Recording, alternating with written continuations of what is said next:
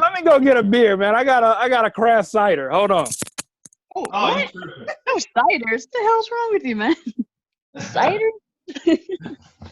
What he say he had? A cider? Yeah. No. I thought for the show was beers and bars, not ciders and bars.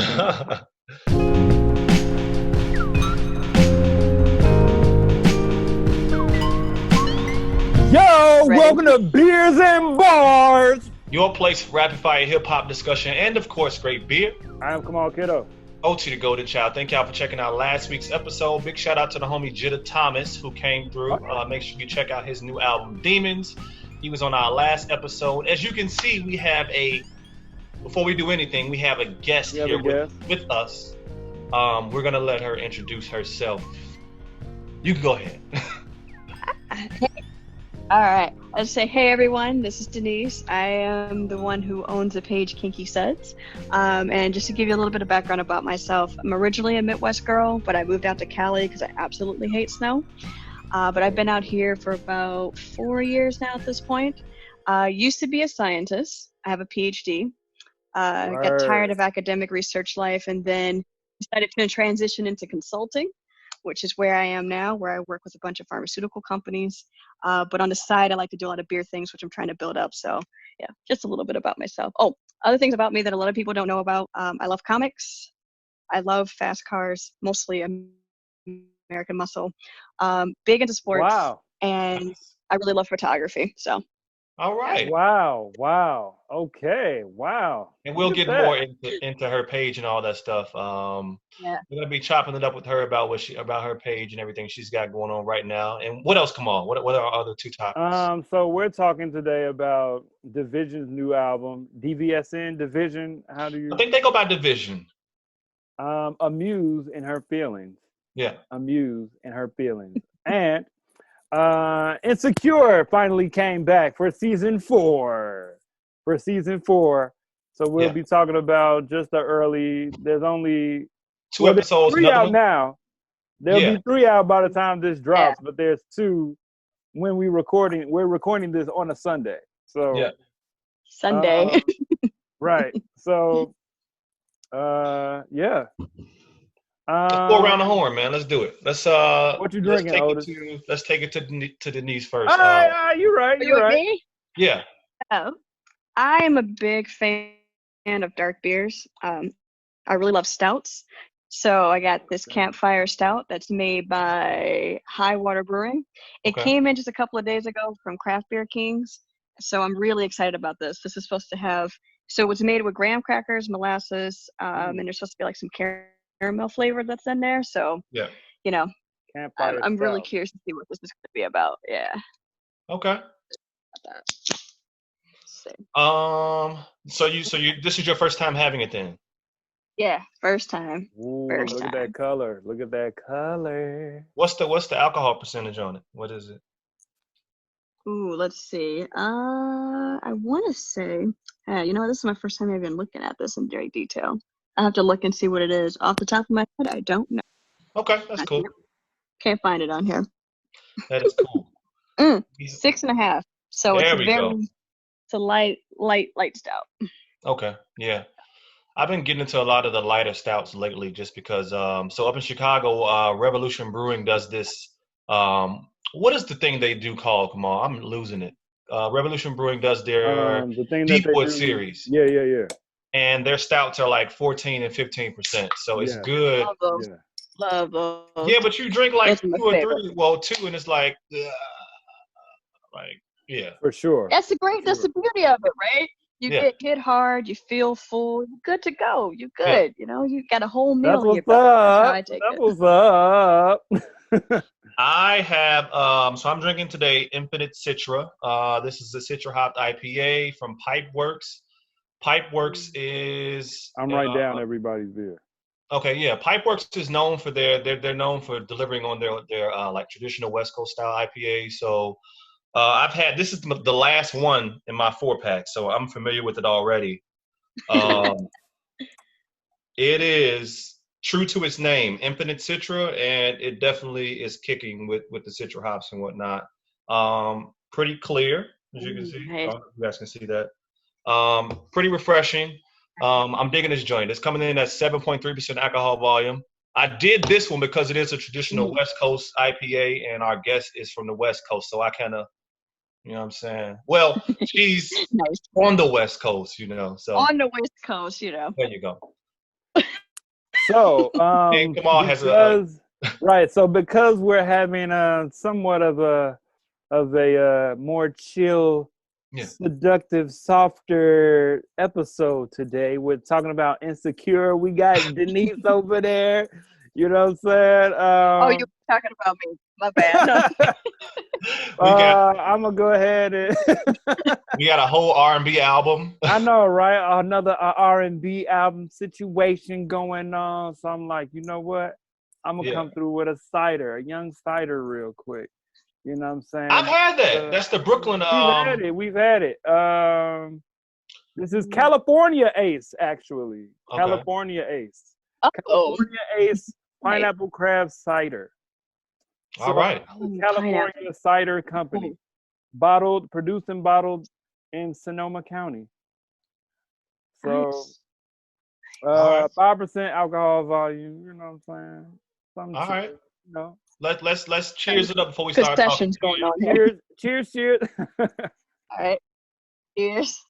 All right. So let's kick it off. I guess we'll kick it off with you, Denise. Let's talk about. I think we started.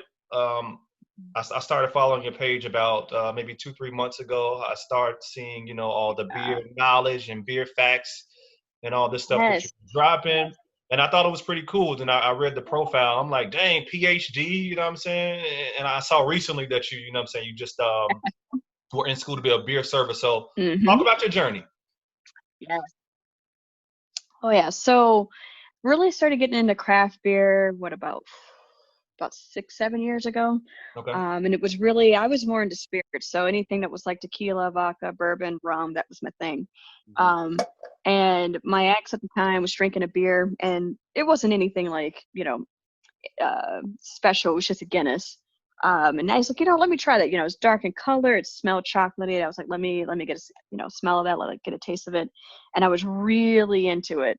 So starting with Guinness, I just started to dive really deeply into stouts. Absolutely loved it.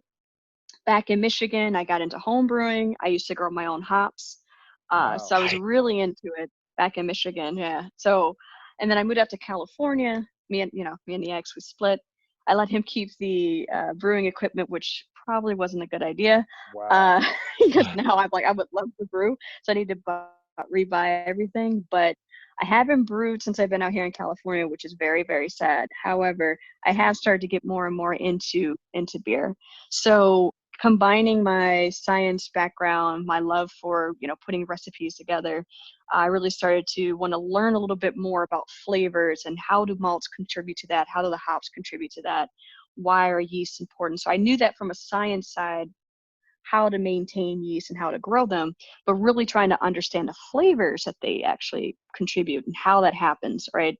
Was really intriguing. So started reading up on stuff like that and decided to take this, you know, beer serving certification class. I was thinking about it, but, you know, I was like, I don't know if I should do it. Saw this pop up for the opportunity. It was pretty cheap. They give you 2 exam vouchers, which I thought was dope. So if you don't pass the first time, you got a second time to try it. And shout out to Brandon for Black Beer Travelers, who pushed me and said, you should do it. Just go ahead and do it. Nice. So went on ahead and did it. Absolutely loved the class. And every day I tried to post some of the key facts, key interesting things I saw, because there was a bunch of people who started reaching out saying, hey, I see you signed up for it. Let me know how it goes. So I started posting that type of stuff up. But for my page, I really didn't want to be the typical, we've seen a lot of beer girls that have popped up, right? And so that a lot of times you either have women who actually know the beer, who really understand it, really want to talk about it in different ways, whether it's photographing it, writing about it, talking about the science, or you have the others who pose really nicely, which, don't get me wrong, the pictures are absolutely gorgeous, right? But then they're the beer girls, right? The vixens, as they like to. Right. So I was like, well, I didn't want to go that route. And I said, you know, I want to really have it where it's kind of fun. I want it to be interesting. I want it to be kind of goofy, because I can't shut up for anything. Love being goofy. So my page, I wanted it to kind of tie back into my science. So that's what the whole page came about. Now the name came about because Kinky, because of the hair, of course, but then also just the, but also because the other taboo. So of course, Black hair right now, it's been a big topic for years. People were being discriminated against. So of course I was like, let's do something really big hair, make it out front in your face.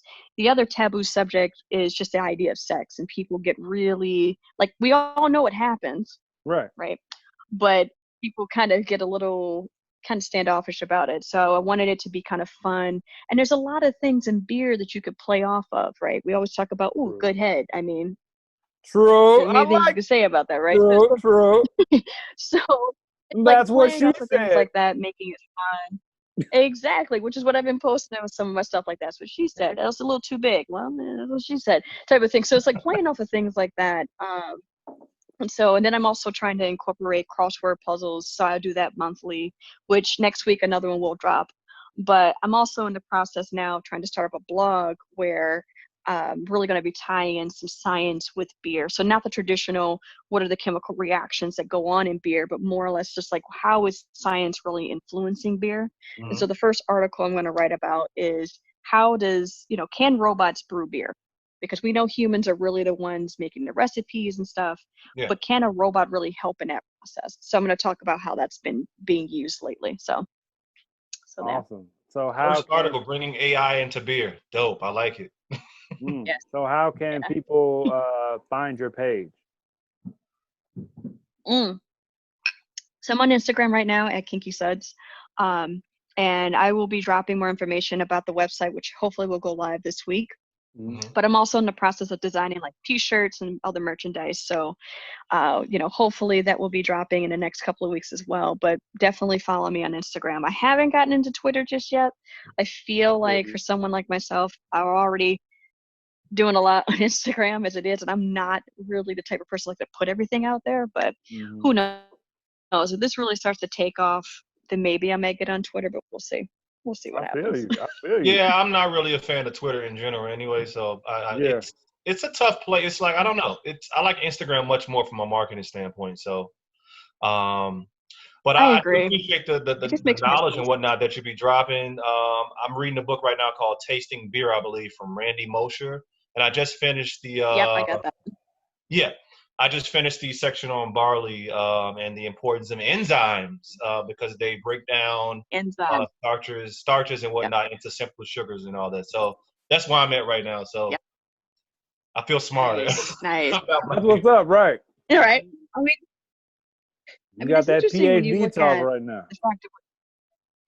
Right. It's interesting to me is when you think about how beer comes about. It's these little things that you can't even see that are the ones that are responsible for producing, the alcohol, for changing, to creating just the flavors that are there. You can't even see all what's happening. So, and it's just like, for me, since my PhD is microbiology, I always was really curious about microorganisms that we deal with, right? So, I always get really excited about bacteria and viruses, which right now, this pandemic, I'm just like, from a scientist's point of view, I'm like, ooh, it's interesting but scary at the same time. But that type of stuff always interests me. So I love it. I love talking about the science, bringing people into it.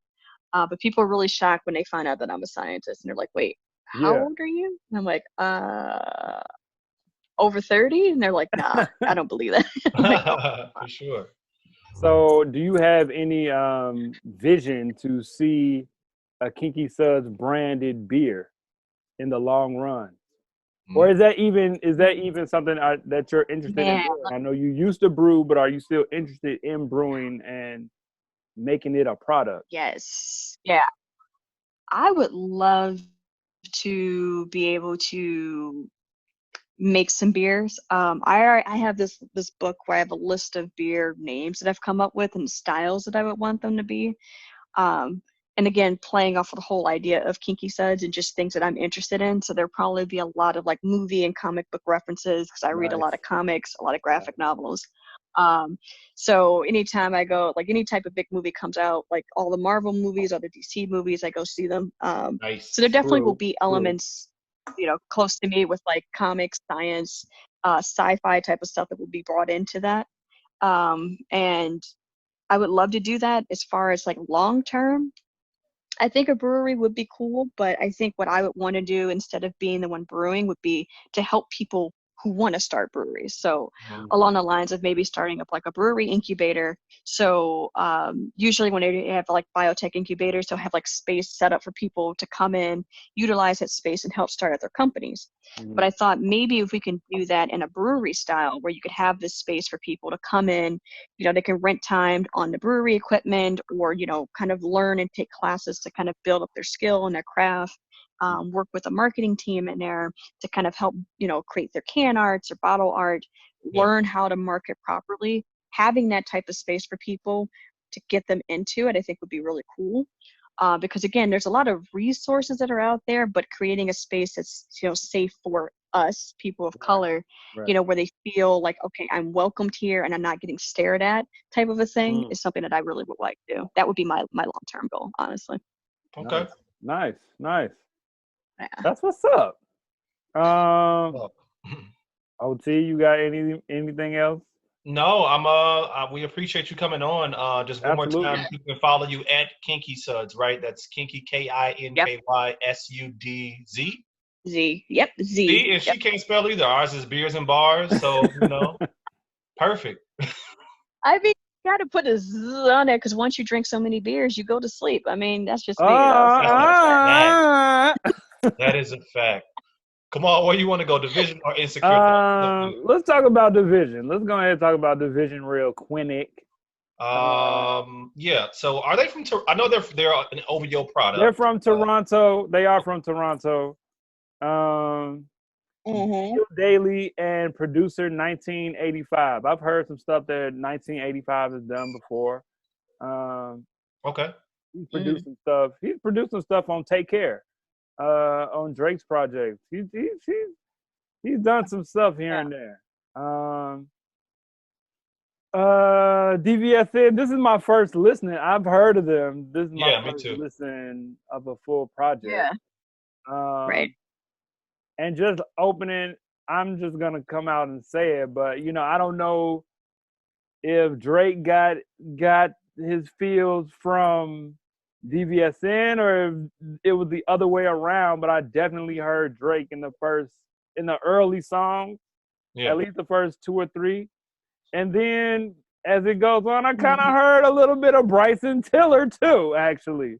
Yeah, you know as far as the sound, okay. As far as like cadence and things like that. Inflection in their voice. But overall, I thought it was a chill listen. It was a calm, chill listen. Nothing that really. There was a couple songs that might have jumped out at me, but I couldn't even. I had to look through the track list. But overall, I think it's all right. Yeah. I thought it was all right. Nice.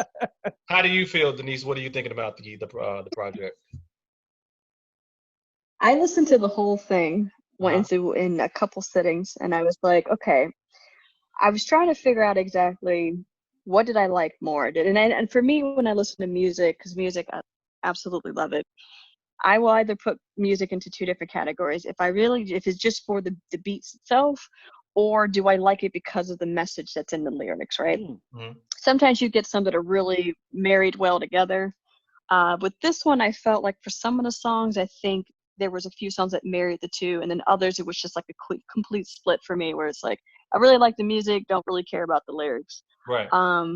There were a couple of songs on there that I really liked. And I think it was, again, this is probably mostly because of the messages that were there. And the ones that really stuck out to me were No Good, No Crying, like Keep It Going, and Outlandish. Now, for me, No Crying really hit me because when I was listening to it and it was just talking about don't go back, don't give second chances.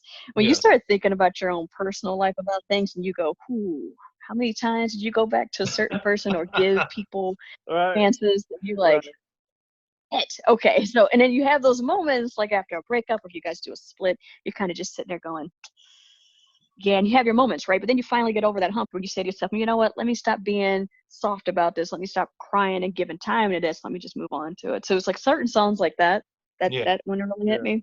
The other one was The other one was No Good, and no reason why this one line stuck out to me, and I wrote it down. He says, "I'm just no good at love. Got me thinking, love ain't no good for me." And I remember a guy telling me this. He's like, "Oh, I'm no good at love," and it was almost like I'm just putting it out here so that if anything starts to fuck up after this, right? Like, Right. No, I gave you a warning, right? Yeah. So, Men. I just find that interesting. No, but see, here's the thing. I appreciate when someone at least is upfront about it. I mean, okay, of course, in the moment it hurts, but Right. I like that it's being put out there. Like, put it out there. Let me know what your flaws are so I can make that decision. Right. Do I want to continue or not? If I choose to continue, then I can't really complain, right? Right. But if I'm being blindsided by it throughout the relationship or through this whole thing we're talking, I can't deal with that. That's not cool. So, but I liked it. I thought it was pretty good. Most of it was music, but there was a couple things that stuck out. So, yeah. What about you? What did you think? I feel the same as far as, just I think a lot of it, just the music sounded good. My favorite parts of the album, I think, were, let me see what I wrote down here. My favorite parts of the album were, where'd it go? I think I deleted my thing. All right. So I really like the Snow Allegra feature. She's one of my favorites. Oh, yeah. I like the Snow Allegra feature. Yeah. I liked Muse, which is track 14. I liked, and I really liked the joint you were talking about, No Crying. I just think that No Crying is a fun song. And I can see somebody trying to enjoy themselves in the club, but thinking about those moments and whatnot, and really like crying in the club. Like, right? You're like, exactly. You're here to have fun. Why? Yeah. I think I've seen somebody have a meltdown in the club before, so I mean, yeah, exactly. Alcohol will do that to some people, man. That's what I'm saying. You get your feelings in the moment. Right. Yeah. Bad. But check it out. DVSN, the division of Muse and Her Feelings. Y'all check that out. We were gonna talk about Dream, right? Because that's definitely we don't have to talk about Dream though. I know that's my guy. You know what I'm saying? Nice. But let me just say this about Dream. I got to, because I listened to Dream's album more than I listened to this one. Okay. And as a fan of Dream, his first 3 projects are solid. Sex Tape 4, right? This is Sex Tape 4, which is, he brought out Sex Tape Volumes 1, 2, and 3 as one project. It's one album. So it's like 2.5 hours long. You know what I'm saying? But his first 3 projects are solid. Then he has some funny style projects here and there. Then he came with the Sex Tape series. Yeah. The Sex Tape series is good. It's just long. But this album is getting him back into what he is like. It's sounding more cohesive than his others, but of the last few years. But I'm gonna say this is one of his best albums since his 3rd album. You know what I'm saying? He dropped a lot of projects between there. But that's all I want to say about Dream. You know what I'm saying? Okay. It ain't officially on our list. I'm just saying. Yeah. Insecure. Let me just slide that in there. You slide it in real quick. Insecure. Real quick. Yeah, exactly. Insecure season 4 thoughts, man. Season 4. I'll go. I'm a big fan of Insecure. I'm a big fan of everything that. I'm a big fan of that show. Definitely been watching it for the past 4 years. Yeah. Rooting for everybody black. I feel you. Yeah, I'm. What I'll say is this real quick about it.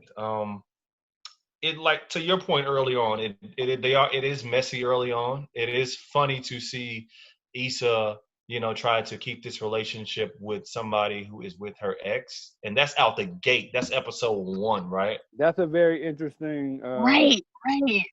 So I'm like, okay, but what I do appreciate about we got 10 guys. Okay, I'm gonna keep my part short. What I appreciate about this season, though, is that they are emphasizing Molly and Issa's relationship and accountability, and I think that that's important in friendships. You know, you want people to be accountable, but what happens when somebody says something about you that, you know, you don't like? And I think there's a strain on the relationship because maybe they want accountability or they want each other to be accountable, but they really want to hear what the other thinks about that. And that's interesting to see on this episode, on this season. So I'm gonna see where it goes. We're gonna see what happens. You guys. Man, I think that whole accountability thing is going to play a really big role. I've noticed in the first 2 episodes, they each have said something to each other as like an underhand jab, you know, like just kind of cutting to each other. Like when Molly said to Issa when they were taking out the trash out of the mixer, she was like, you know, your life doesn't need to be this messy, right? And then when they were doing the in the second episode, when they were spending time together, and I think they were on the hike or something like that, Issa had said to Molly, she was like, you know, are you tired? Because I'm tired for you. So it's like these little things that they're saying to each other without actually directly addressing it, I think is really interesting. Like just come out and say it. And I've noticed this in some friendships where they'll keep jabbing at each other, and I'm like, just go and say it. It's like communication I feel like this whole season is going to be nothing but that, because you see that with her trying to have this business relationship as well as a friendship, right? But there's like over communication about Lawrence, and it's like, you don't do that. Keep it business with her. Like you can hang out with her, but don't start talking about your ex. Like you leave that separate, right? So I think there's this whole theme of communication that's going to be coming out with this, that in some places there's going to be too much of it, and in other places it won't be enough. That's my take on this season. So I agree with that. That's a good angle, the communication angle. It makes me think about Atlanta, and how one of my friends early on in the second season was saying, you know, the second season is called robbing season. And it's like everybody in every season, somebody's going to get robbed, right? Of something. You know what I'm saying? Somebody somehow is going to get robbed of something somehow. And that's interesting that you mentioned that this season of Insecure is about communication. Because that's pretty good. You know what I'm saying? The one thing that I noticed in just these first 2 episodes is that, you know, I'm thinking, man, why are they even friends? I don't understand. If my friend were to say something to me, checking me on something, I would have to sit and look like, is that true? And they're getting offended by what, like, you don't know your friend. That's my only thing. You don't know your friend. You can get offended and still be like, you know what, you're right. But right, with the communication thing, I'm saying, but with the whole communication thing, Andrew, Molly's dude at the time right now, is struggling Asian Bay, they like to call him. Asian Bay is struggling with communicating. And I think that's very interesting. Yeah. But here's the thing. In the beginning, right, Molly had put up a wall, and he was trying to probably show some vulnerability. Now, when you put that wall up and he was trying and you're like, nah. I mean, after a while, he's going to stop. And he's like, well, why should I let this down if you're not doing the same for me? So now that she's letting hers down, she's like, well, can you do that for me? It's like, no, you ruined the chance when he was trying. So that's the thing for me. Like, in relationships, I have noticed that it's already hard enough that society tells men you have to watch how you act. You can't show emotion. You know, being vulnerable is seen as a weakness. And when men typically do, they can sometimes get cut down by women. They're like, well, why are you doing it? Like, they're very dismissive sometimes towards their feelings. And so what happens is over time, they continue to put this wall up, and it's like, no, what's the point?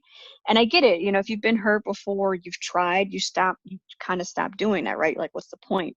But I mean, I've always tried to create a space for men to say, look, you can express yourself, whether you're yelling or not, just let's have this open communication, right? It doesn't need to be perfect, but at least you're trying, right? So for me, I feel like that was something that I noticed with him. I'm like, well, I mean, what do you expect? You had the wall up. Yeah. He's probably like, screw it at this point. I'm just going to go do me and still have my fun with you. But, you know. Communication. Right. So The one thing I like about the show, though, is that it brings up a lot of just conversation pieces. I think that is the point of the show. Exactly. That it brings a point of view that gets people talking. What would I do in that situation? Exactly. How would you handle that situation? Yeah. Lawrence's boys wrong for saying what they told him and how they should deal with the fact that his current girl and his ex-girl are friends. And he finds out that they're talking about. So let me ask you all, if that were to happen to you as Lawrence, so Denise, if you had two guys, right? OT, if there were two girls, right? You're dating one and the other one is an ex, but they're friends. Now, men are a little different, but how would you handle that situation? Because I'm watching it thinking, I disagree with him going to talk to Issa. I disagree with that. He should not have done that. I agree with you. I would have been like, listen, I would just tell him, look, if you're going to talk, you're probably going to hear things that happened in that previous relationship when I was not where I am today. So there's growth that has happened. Yeah. So you can't really compare. There may be some things that stay consistent, but there's growth. And then the ex may not like to hear that, oh, hey, I'm doing this, this, and this. And they were trying to get me to do these things. That may cause some friction between you two. But hey, you know what? If you want to talk, go ahead and talk. I got nothing to hide. That's how I would see it. It's like, I got nothing to hide. Just don't get upset if you hear something you don't want to hear. Simple as that. That's how I see it. True. I'm disturbed by the whole situation. I don't think I can do it on any end. So that's all I got. I don't know. I like how they're bringing it out, and they're like you said. The point is to start a conversation. I'm not sure how I would feel if I was on either of those people's ends. Like, I don't know. It's just weird that there's like so much overlap in a city like this. I'm like, listen, you can choose your circles a little bit better, but that's just me. I mean, I understand you might have some overlap, but still, damn, that close? Like, that to me, it's like, that's real close. How did you get that close? Exactly. Beers and bars? We appreciate you look, man, I need to just go ahead and get a subscription to Zoom, man. We can't be getting cut off like this. You know what I'm saying? Kind of spend time. You know what I'm saying? We need to do that. Because I can talk about this for even longer, but we have right now a minute left. So be quick, it's gonna kick us all off. Exactly. I know, right? We appreciate you coming on, though. Thank you. We're gonna have to have you on again. Oh, for sure. Definitely. Yeah. You might have to be one of our Cider next time. Yeah. You're gonna have to. And I'm about to get some more beer as well, so yeah. BEERZ BARZ until next time. Big.